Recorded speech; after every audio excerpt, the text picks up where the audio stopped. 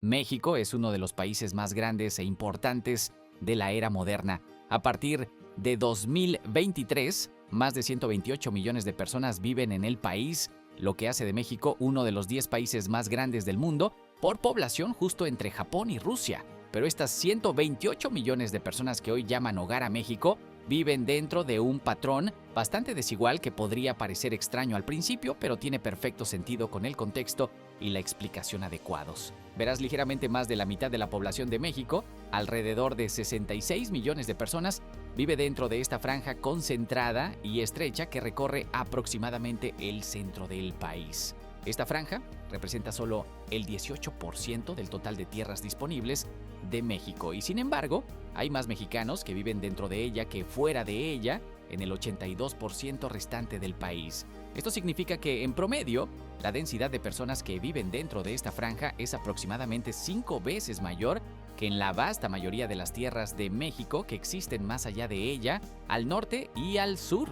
Y lo realmente fascinante es que este extraño patrón desigual de donde viven las personas en México ha permanecido más o menos constante, remontándose al menos a siglos y probablemente milenios, casi 130 años atrás. Ahora, en 1895, México realizó un censo nacional que reveló que la población en ese entonces era de aproximadamente 12.7 millones de personas, o en otras palabras, 10 veces menos personas que las que existen en México hoy. No obstante, el patrón de donde vivían esos mexicanos de hace 130 años era estadísticamente muy similar al de hoy. Aproximadamente el 55% de ellos vivían dentro de la misma franja de alta densidad que hoy, mientras que el 45% de ellos vivían en el 82% de las tierras de México que están más allá de ella. Avancemos casi 130 años después, con 10 veces más personas y tecnología mucho más avanzada, y el patrón de donde viven los mexicanos en su país sigue siendo más o menos el mismo. Y esto es fascinante porque es precisamente lo opuesto a lo que sucedió justo al norte de México en los Estados Unidos. En 1895, la población estadounidense era de alrededor de 76 millones de personas y las 10 ciudades más grandes eran estas, mientras que los 10 estados más poblados eran todos estos resaltados. Correspondientemente, el centro geográfico de la población estadounidense en ese momento estaba ubicado alrededor de aquí, en el este de Indiana. Pero los siguientes 130 años hasta el presente, en los años 2000, vieron una enorme expansión de la población estadounidense tanto hacia el oeste como hacia el sur a través del país, hasta el punto en que hoy solo 3 de las 10 ciudades más grandes de los Estados Unidos en 1895 siguen estando en la misma lista hoy en día, mientras que 4 de los 10 estados más poblados en 1895 han caído fuera y han sido reemplazados por estados del oeste y del sur. Tan recientemente como en 1895, la población de Florida era inferior a la de Connecticut, la de Texas era inferior a la de Missouri, mientras que la de California era aún inferior a la de Mississippi. Los tres son ahora los 3 estados más poblados en los años 2020, después de haber experimentado tasas de crecimiento masivo y expandido sus poblaciones decenas de veces desde el cambio del siglo XX y, correspondientemente, el centro geográfico de la población estadounidense se ha desplazado casi 400 millas hacia el suroeste, hacia el centro de Missouri, desde donde había estado en el este de Indiana. Durante los últimos 130 años, la población estadounidense se expandió aproximadamente 4 veces y el patrón de donde vivían geográficamente evolucionó drásticamente, mientras que en México la población se expandió aproximadamente 10 veces durante el mismo periodo de tiempo, pero el patrón de donde vivían geográficamente permaneció proporcionalmente más o menos consistente a lo largo del tiempo hasta el presente. Entonces, ¿qué pasa? ¿Por qué a lo largo de siglos de tiempo la mayoría de los mexicanos han vivido continuamente dentro de solo una pequeña área que representa menos de una quinta parte de las tierras disponibles del país? La respuesta, como suele suceder, radica en las duras realidades de la geografía de México y las limitaciones con las que esas realidades maldicen al país. Comencemos mirando a México desde una perspectiva algo diferente. Estas son las distintas zonas climáticas que se pueden encontrar a lo largo del país. Noten que la pequeña franja que siempre ha contenido a la mayoría de la población de México corresponde casi exactamente con esta estrecha franja climática de tierras altas subtropicales que recorre la misma área.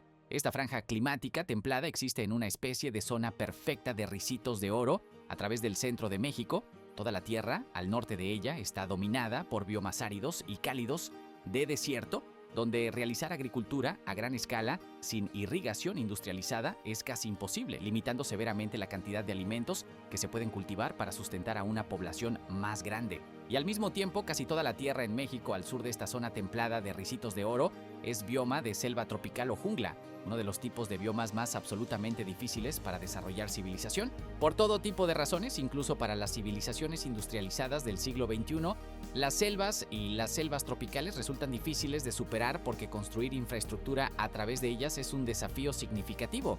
Obviamente, llueve mucho en estos biomas, y eso hace que cosas como secar el concreto para tus carreteras o cimientos sean bastante difíciles. El asfalto no es un material mucho mejor para usar tampoco, porque el calor excesivo, que a menudo es la norma en estos tipos de ambientes, hace que el asfalto se ablande y se deforme cuando se coloca bajo cargas lo suficientemente pesadas. Por lo tanto, construir carreteras pavimentadas a través de selvas y selvas tropicales es simplemente un proceso más costoso y laborioso por naturaleza que en casi cualquier otro lugar, y esa es en gran medida la razón por la cual todavía hoy solo existen 8 carreteras pavimentadas que cruzan en su totalidad los 1.100 kilómetros de las fronteras más al sur de México a través de las selvas con Guatemala y Belice. Solo 8 carreteras pavimentadas que conectan a México con toda Centroamérica. Y luego aún más al sur, no hay ni una sola carretera pavimentada entre Panamá y Colombia que conecte las dos Américas. A través de las fronteras más al sur de México, en las selvas solo hay un promedio de un cruce pavimentado por cada 137 kilómetros de distancia.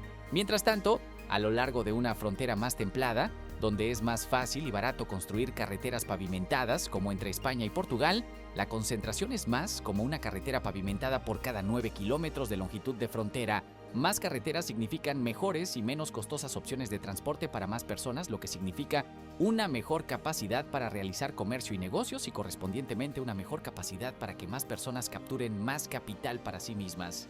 Pero ese es solo el primer problema que sufren las selvas desde un punto de vista de desarrollo económico. Argumentablemente, el problema más grande es que la agricultura en los biomas de selva, al igual que en los desiertos, también es muy difícil. Esto se debe a que en la selva, la mayoría de los nutrientes que de otro modo llegarían al suelo están almacenados en su lugar en la abundante vegetación viva, la madera muerta y las hojas en descomposición. Cuando el material orgánico en la selva tropical muere y luego se descompone, es reciclado tan rápidamente por los omnipresentes insectos, hongos y bacterias que pocos si acaso de sus nutrientes llegan al suelo debajo, lo que deja el suelo casi estéril y atroz para usarlo en la agricultura. Así que siempre que los humanos llegan y talan y queman una selva tropical para despejar su espacio para la agricultura, generalmente se quedan con una calidad de suelo terrible que requiere grandes cantidades de fertilizante para hacerlo realmente productivo. Y luego, si la selva tropical no fue despejada muy bien, los omnipresentes insectos, hongos y bacterias atacarán cualquiera de los cultivos que sí logren crecer, y entonces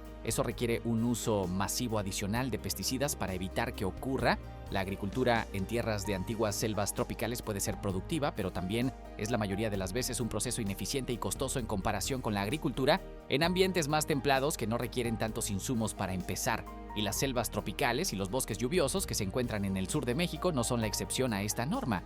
Pero luego, para complicar aún más la capacidad de la mayor parte de México para realizar agricultura, casi el 70% del país está completamente cubierto por montañas. Esto convierte a México en uno de los países más montañosos del mundo, al nivel de Suiza o Afganistán en cuanto al porcentaje de tierra cubierta por montañas. En el caso de México, estas montañas ofrecen numerosos aspectos negativos y también positivos para su potencial de desarrollo económico. En el lado negativo, la presencia de montañas solo amplifica los negativos previos de desarrollar biomas de desierto y de selva. Las montañas son grandes obstáculos geográficos y son significativamente más laboriosas para construir infraestructura sobre ellas, alrededor de ellas o debajo de ellas que las tierras planas. Y luego los desiertos montañosos y las selvas montañosas, como en el norte y sur de México, vienen con todos los negativos de desarrollar desiertos y selvas, además de los negativos de desarrollar montañas. Pero a través de la franja central de México, las montañas se elevan más alto que en cualquier otro lugar del país y son tan altas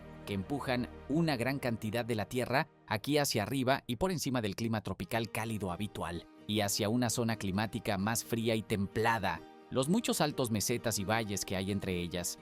Todas estas montañas imponentes en el centro de México ofrecen grandes cantidades de tierra más plana a elevaciones tan altas como 7,000 pies o más sobre el nivel del mar, lo suficientemente altas como para sacarlas del entorno tropical en el que las tierras estarían de otro modo en las bajas elevaciones. y hacia un bioma más templado con temperaturas más frescas y menos humedad, ayudando a mitigar la presencia de enfermedades e insectos que se pueden encontrar en las bajas elevaciones todavía en los trópicos, mientras proporciona un mejor ambiente para usar materiales de construcción modernos y técnicas como el concreto y el asfalto. Al mismo tiempo, los suelos que se encuentran dentro de estos valles templados de alta altitud en el centro de México también son increíblemente fértiles y muy útiles para la agricultura, porque muchas de las montañas que los rodean son de hecho volcanes que se encuentran debajo de la superficie. Las montañas y volcanes que se encuentran en el centro de México corresponden aproximadamente a las intersecciones de la placa de América del Norte, la placa de Cocos y la placa de Rivera. Durante millones de años, tanto las placas de Rivera como la de Cocos han estado subduciéndose bajo la placa de América del Norte aquí, lo que ha generado esta continua franja de volcanes a través del centro de México. Aunque ocasionalmente destructivos, los volcanes también son perfectos para generar suelos agrícola útiles, porque cada vez que entran en erupción, expulsan ricos minerales del interior de la Tierra que finalmente se asientan en los suelos de abajo en forma de ceniza, actuando efectivamente como un sistema natural de fertilización. Millones de años de erupciones a lo largo de esta franja de volcanes a través del centro de México llenaron los altos valles y mesetas en la zona templada entre sus picos con suelos ricos que los convertirían en algunas de las tierras agrícolas más fáciles de usar y mejores en el planeta para cultivar granos que requieren muchas calorías. Y es por eso que no debería sorprender entonces que uno de los granos más importantes en la historia de la humanidad haya surgido originalmente dentro de este entorno ideal. El maíz, también conocido como elote. Esta también es la razón por la que, a pesar de ser aproximadamente 3 veces y media más grande en la cantidad total de tierra, México solo tiene aproximadamente la misma cantidad de tierra cultivable que Francia. Solo alrededor del 12% de la tierra de México es realmente cultivable y adecuada para la agricultura, y la gran mayoría de ella está toda dentro de estos ricos valles volcánicos, aquí a través del centro, donde la mayoría de los mexicanos siempre han vivido sus vidas. Hace cientos de años, en tiempos precolombinos, el Valle de México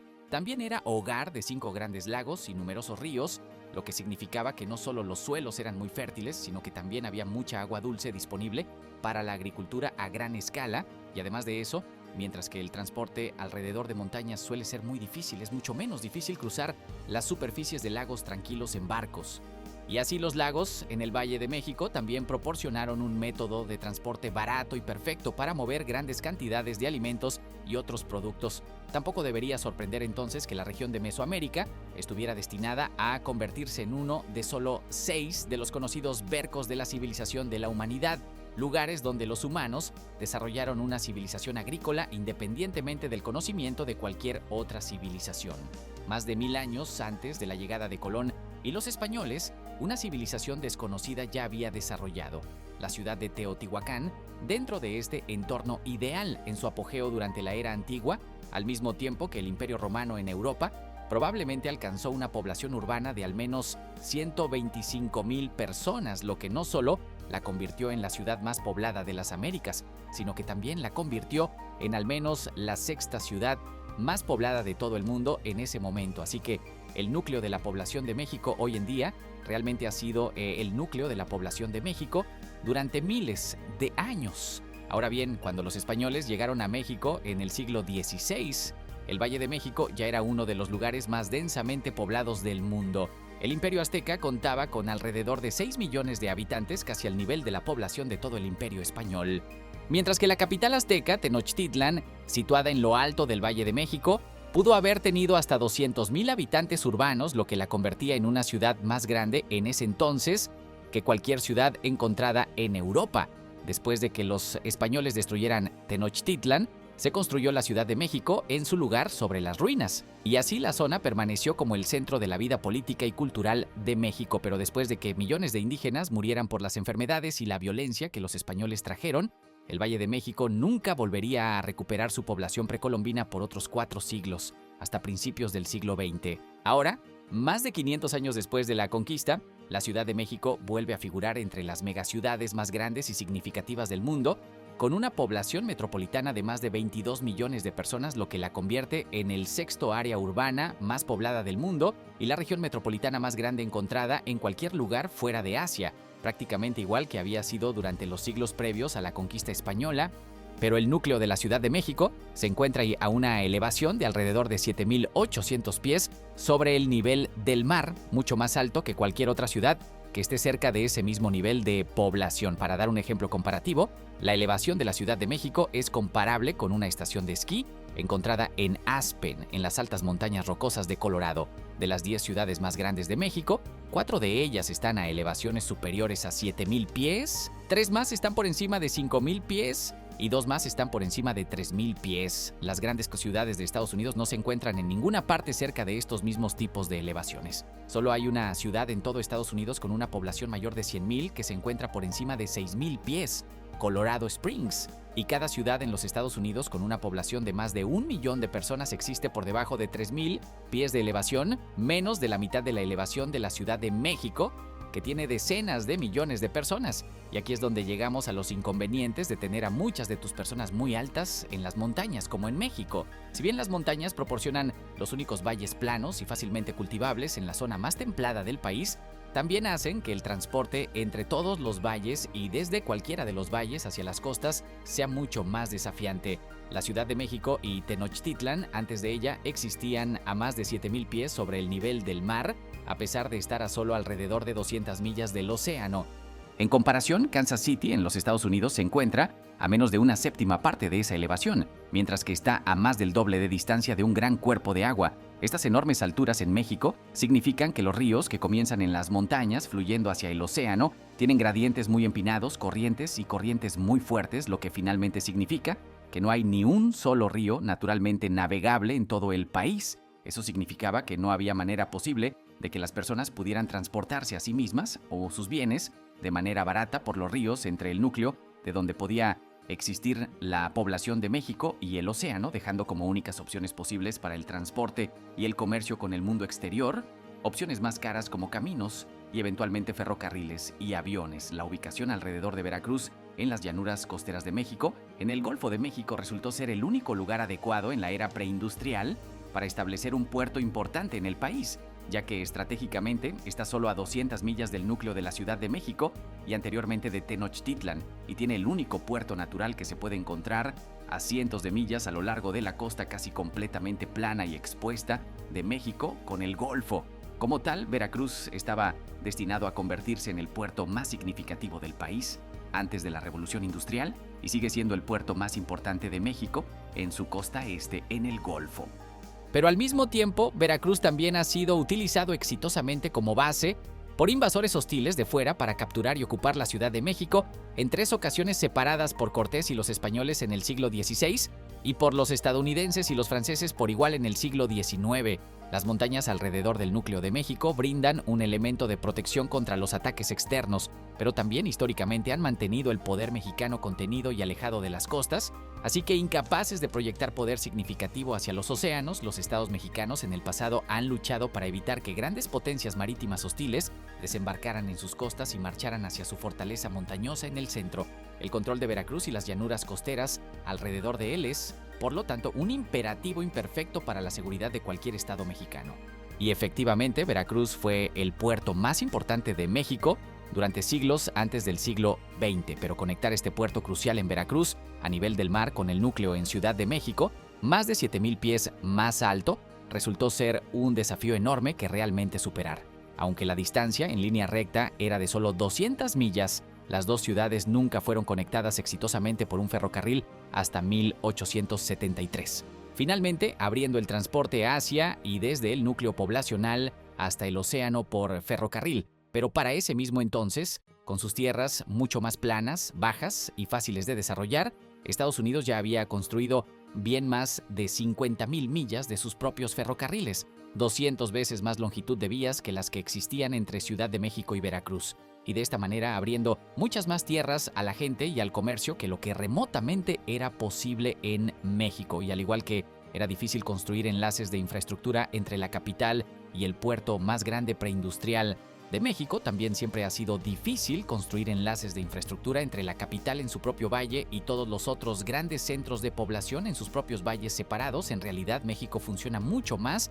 como un mosaico fragmentado de valles autónomos unidos que un estado centralizado único. Y siempre ha sido así durante milenios. Sin ningún río navegable para usar de forma barata, es difícil y costoso construir carreteras o ferrocarriles que se enrosquen a través de las muchas montañas y conecten un valle templado alto con otro valle templado alto o el océano. Eso significa, en última instancia, que es difícil en México generar un superávit de capital excedente, porque las opciones de transporte económico que normalmente generarían capital simplemente no existen, como en otros lugares. Construir la infraestructura de transporte requerida para el comercio requiere una gran cantidad de capital para empezar, lo cual es difícil de adquirir en México debido a la falta de transporte barato para comenzar, lo que más a menudo significa que las grandes cantidades de capital necesarias para construir la infraestructura de transporte deben provenir de inversiones extranjeras o de entidades que ya tienen una gran cantidad de capital simultáneamente. Esta realidad geográfica también hace difícil que cualquier autoridad centralizada en Ciudad de México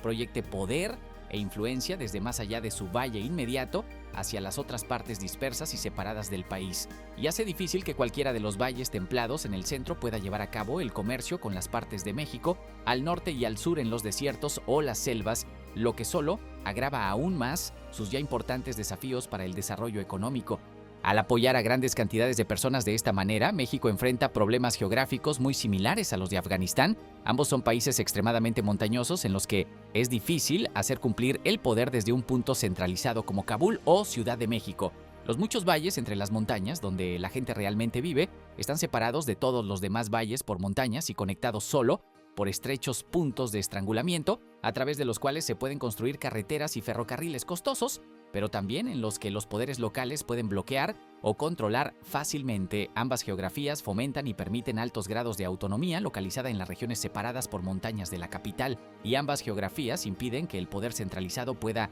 adecuadamente patrullar e imponer la ley en todas partes donde quiera, en todo momento. Tales geografías, por lo tanto, han dado lugar a facciones autónomas de estilo señor de la guerra como los talibanes en Afganistán y los muchos carteles autónomos que operan en todo México, en gran parte con impunidad del gobierno central en Ciudad de México. Como se discutió previamente, las fronteras de México al sur con Guatemala y Belice están subpobladas y cubiertas por lluvias intensas, bosques y selvas. Con solo 8 carreteras pavimentadas a través de ellas, simplemente es imposible para el gobierno mexicano patrullar adecuadamente todo el territorio, y eso lo convierte en el lugar perfecto para el contrabando de sustancias ilícitas y armas provenientes de Centro y Sudamérica simultáneamente.